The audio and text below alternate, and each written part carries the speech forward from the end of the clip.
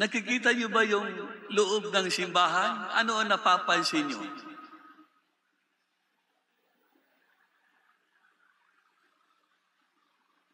Ano ang nakikita niyo kaagad pumasok sa isipan ninyo?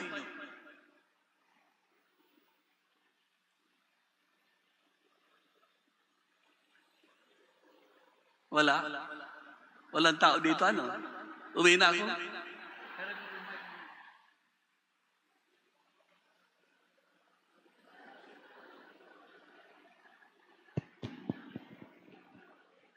Di nyo napapansin, ang daming, ang daming ginto. Puro ginto. Ano eh? Napansin nyo? Hindi naman masama magkaroon ng ginto. Pero ang templo, hindi itong gusali. Ang templo na sinasabi sa Ebanghelyo ay yung katawan ni Kristo. Hindi lang tayo na nagsisimba tuwing Sabado. Pati yung mga tao sa labas na walang matirhan, walang makain, may sakit, walang nag-aalaga, walang nag-aasikaso. Baka pwede ho, dahil ang simbahan natin, maayos na, ang ayusin natin naman, mga tao.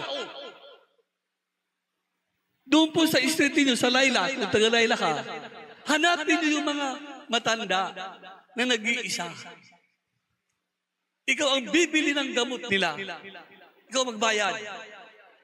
Alagaan mo isang tao lang, isang matanda lang. Alagaan mo.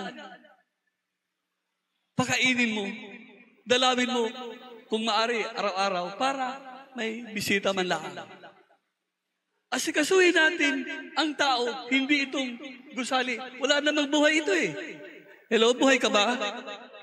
Buhay ka ba? Walang buhay eh. Unahin natin yung may buhay na mga tao. Nagugutom, bilanggo, kung may bilanggo dito, may kapansanan, mga mentally challenged, mga hikaw sa buhay. Hindi sapat ang magsimba, butasin natin ang upuan hindi. Kailangan, meron tayong kawang gawa. Ang simbahan sa Laterano ay tirahan ng Santo Papa, pero hindi ba sa tirahan? Yung pa'y sentro na kung saan ang pag-ibig ang mangibabaw. Pag-ibig sa kapwa-tao at pag-ibig sa Diyos. Kailan meron tayong apostolate. Nagpapakain sa nagugutom, dumadalaw sa mga may cancer, o ano pwede nyo gawin sa buhay nyo na makatulong ka sa iba? Hindi sapat ang simpa-simpa lang tayo. Kailangan meron tayong, kasi ito guguho, ito ay guguho. Pero yung mabuti ginawa mo sa kapwa-tao, hindi guguho yun. Yun ang ating baon papunta sa langit. Ano na ba? Sa 32, 33, 2 linggo pa ang Ebanghelyo tungkol sa ako'y nagutom, pinakain niyo. Ako'y nauhaw, pinainom niyo. Ako'y bulag, binigyan ko ng mata. Ako'y bingi, tinulungan niyo ako. Yung mga ganun, kawang gawa. Hindi naman sinabi, nagsisimba ka ba linggo-linggo sa St. Paul? Hindi naman eh. Kristiyano ka ba? Hindi naman eh. Ano ang ginawa mo nung nabubuhay ka sa lupa? Yun ang tanong ng Diyos eh. Hindi sapat ang magkumpisal, magnubena, magrosaryo. Hindi naman masama yun. Pero kailangan, pag ginagawa ito, may kasamang kawang gawa.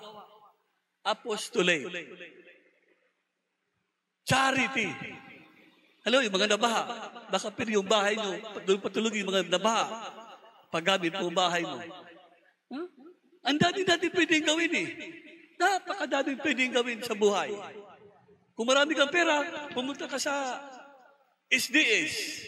May mga tao doon walang pambayad sa ospital. Baka pwedeng sagutin mo yung bayad. Wow. Huwag ka naman pakilala. Basta bayaran, pumunta ka sa station, magkano utang nito? 5,000. Nung bayaran mo, 5,000. Diretso ka na sa langit. Kaya mga kapatid, sa misang ito, hindi natin masama ang pagandahin ng simbahan, ang loob ng simbahan. kahit ginto din niyang sahig. Pero huwag natin kalimutan yung ating mga kapatid na nahihirapan. Pareho lang po sila. Templo din yun ng Diyos. Huh? Templo din ng Diyos. Pag nilayan po natin